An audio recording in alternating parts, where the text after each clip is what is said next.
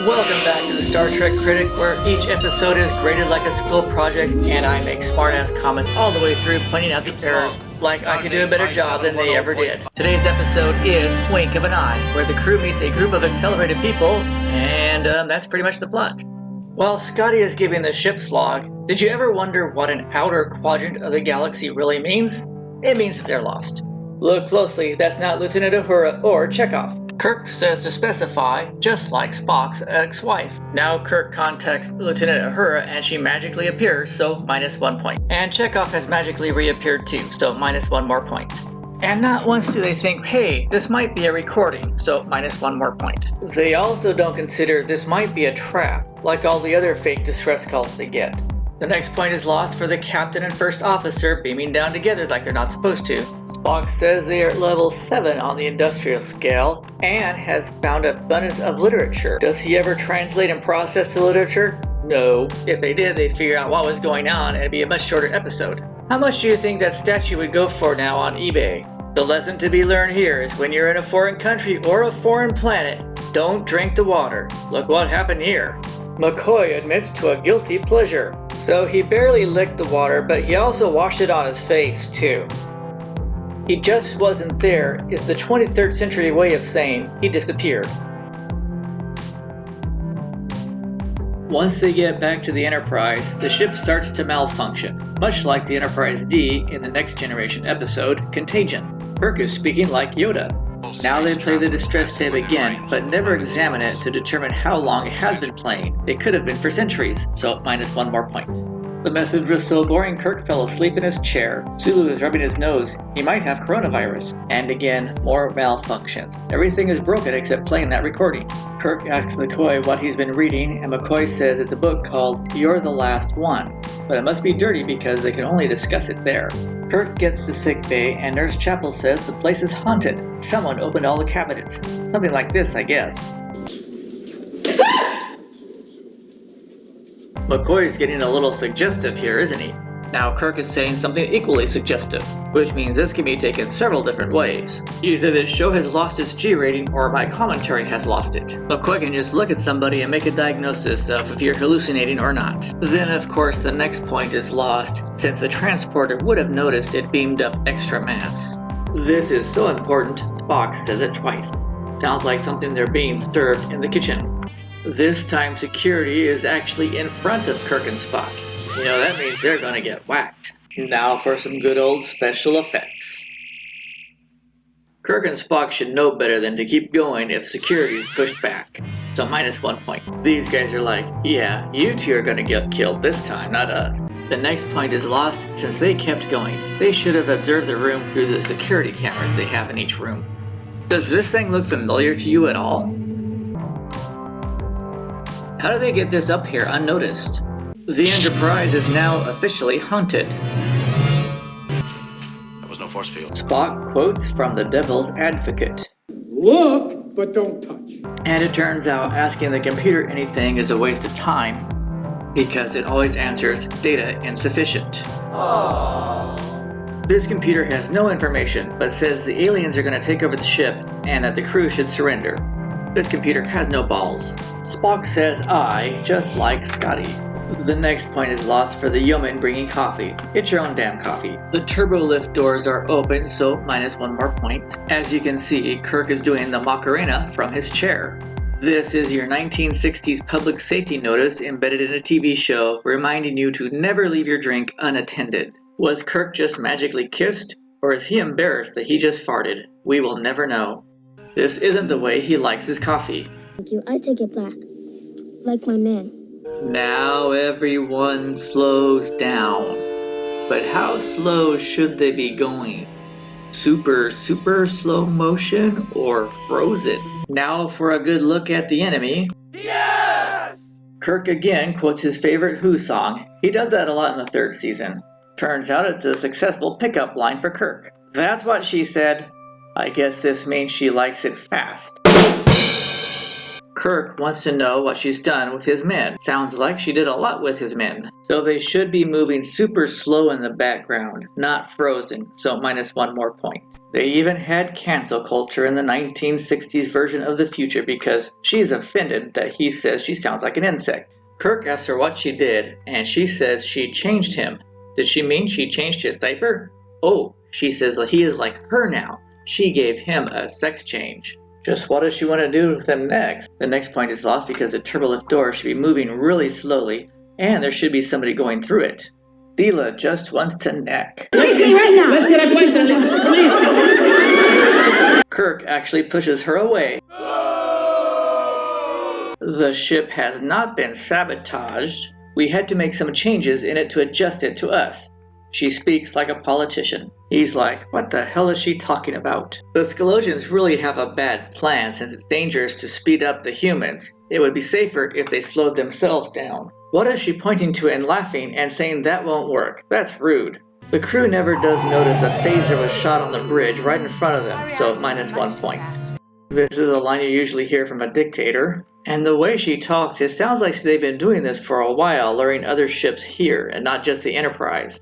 This is product placement for women's jewelry on a Star Trek show. Uhura is the first to notice that he's gone. Just what are these guards aiming at? Kirk sees Compton and starts to sing. Let's go! Of course, Compton has turned into a little prick now. In 20 years, his ex-girlfriend's gonna ask the same question. Whose authority can I do this? Compton is acting very funny right now. Listen to what he says. I found I couldn't help myself. Then I met this girl. I've never known anyone like her. This means he is a recipient of some very serious oral copulation. His will has been siphoned right out of him. So Kirk kicks him in the balls. Kirk meets the drones. Why do the Scalosian women get to dress nice while the men wear giant plastic bags? -1 point for Kirk's overacting in accelerated slow motion since it definitely looks fake. Now Compton is dead and they tell her they will find her another one. If accelerated humans die so easily, wouldn't it be better for the girls to just take what they want without risking their lives? Would they be able to get the job done in accelerated time? Or are they secretly more impatient to get the job done than men, unlike human women who usually tell the men to slow down? But think about it. All the girls have to do is run around the ship in the middle of the night and jump in the bed with the guys. It might seem to take a long time to them for anything to arise, but in Enterprise time it would only take a few seconds, and then they can go on a jumping spree all night. They could even bring jars with them for collection and create their own accelerated sperm bank. Okay, gotta stop with the pictures for a second. This one might not work. And in the morning, Dr. McCoy and Nurse Chapel would have tons of crewmen coming paying them a visit, all claiming they had a really bizarre dream that night with an explosive ending. Not that any of them would actually have the guts to report what happened, since nothing like that has happened to them in years. And the Scalosians could get all that they needed without causing the crew any trouble. But they tried it a different way, and now it's too late. The bridge crew is playing Mother May I. So it was the coffee that made them disappear. Spock is going to analyze it, and these three are thinking, oh shit, we drank the coffee too. Is this the first time a woman calls a man pretty? I see a slight jealousy arising. Of course, nothing else can arise, which is why they are all here. The Queen is a little dictator, isn't she? That's what she said, and she said it too. Kirk wants to know what the giant freezer unit is for, and Deela is pretty confident he will accept anything she tells him.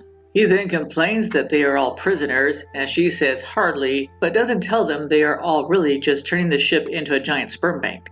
Kirk is so upset he performs the Picard maneuver. And that's what she said again. Kirk's like, you're daring me to touch it, aren't you? If this was actually freezing, it would have frozen his hands and broken the skin, and he would have died. But he didn't, so -1 more point. That's what she said again. This means Kirk swallowed the secret plans, but they will come out soon. There could be a good Office reference here about using the word heated, but I'm going to skip it this time. So Compton's dead body aged rapidly, and he says that those newly accelerated are sensitive to cell damage. Does that mean they adapt after a while? I doubt it, since there are still only 5 of them left. He was so young, he's super old now. Ray tries to make out with the Queen, but I don't think she's interested. Look quick, Spock's hand is moving. The next point is lost for Kirk recording this speech. All he had to do was get spray paint and a message would magically appear on the walls in front of the crew. Just what is it that makes accelerating the people so happy? Or docile, like Kirk says? The girls must be really good in the sack. Her backstory is that volcanic activity, polluted water, and radiation did all this. This is the first time Trek mentions sterility. The Next Generation episode, When the Bow Breaks, is the next time, and both shows mention radiation. You'd think after all these years of doing the same thing they would figure out it doesn't work. The rest of the crew is going to be a frozen sperm bank. She's very optimistic, isn't she? Now comes the battle of morality, but seriously, if there are only 5 of them left, it would be better to slow themselves down and live on another planet. Obviously, she isn't listening to me, is she? Now they teach about anatomy. So their parents and grandparents have been doing this for a long time, and Kirk wants to know the same thing. Does it work? No. Well, Kirk listened to me, didn't he? She says her people who have tried to make the transition all died. We'll come back to that later. He says she can't change him, but it looks like she already has. Look closely, Kirk puts the disc in the top slot. Kirk sabotages the transporter. That's what she said. It sounds slightly familiar. And when did Deela learn to operate the transporter? So -1 point. Spock smells something funny. It looks like he's going to ask McCoy if he just farted. This is his way of saying he's tired of listening to Dr. McCoy. It looks like their quarrel is going to end up in some really hot makeup sex. Yes! Now for a Kirk in the mirror shot in his quarters. And why did she say this? All she did was brush her hair. She looks the same. Have you ever wondered where their old paintings go? Kirk gets the girl, but this is serious. What happens if she scratches up his back?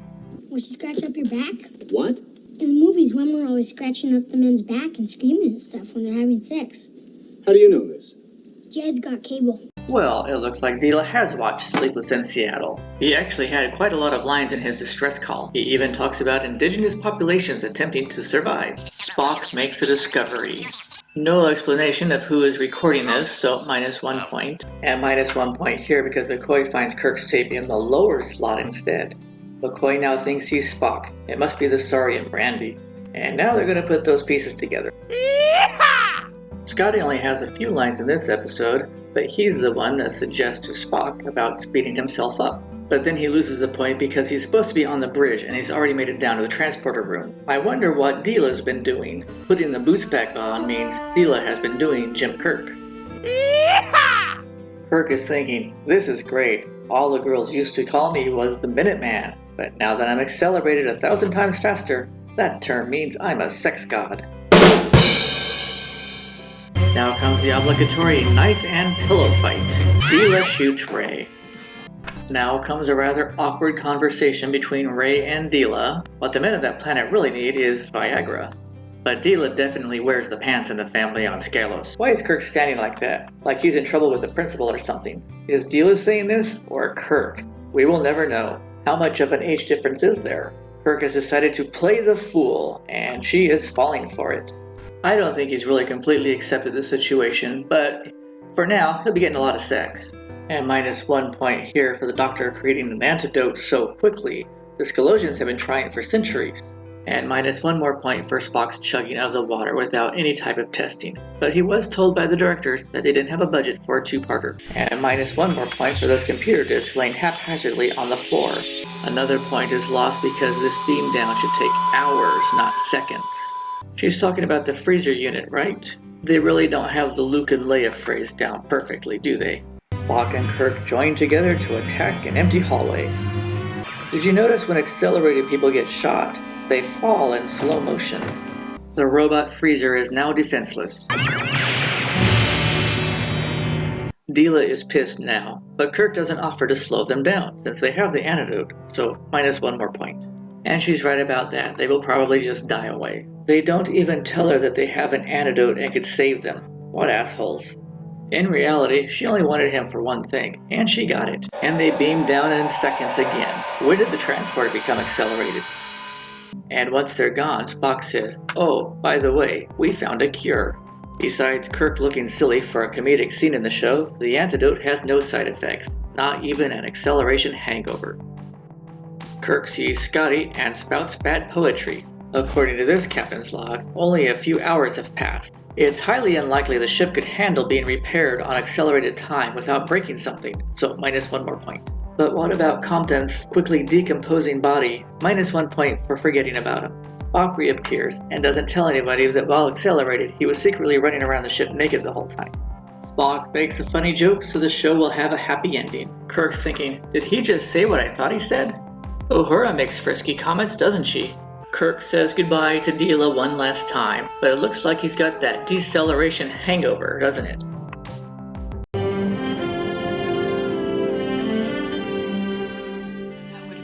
So, who are the Skolosians? Jeffrey Binney was Compton, and he was also in Battlestar Galactica. Eric Holland was born in Norway, has 90 screen credits to his name including Wonder Woman, Stargate, and Galactica 1980. He was even on the Titanic. Jason Evers played Rael, and has 120 screen credits including Escape from the Planet of the Apes, Knight Rider, and the 60s cult classic The Brain That Wouldn't Die. Kathy Brown was discovered in the play Cat on a Hot Tin Roof and has 90 screen credits including many westerns, plus My Favorite Martian, Get Smart, and The Love Boat.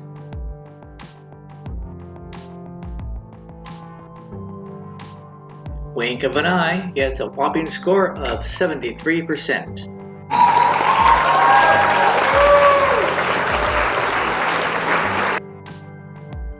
Thanks for viewing. Be sure to check out my other videos and playlists. Click that like button, the share button, that subscribe button, and I'll see you again soon.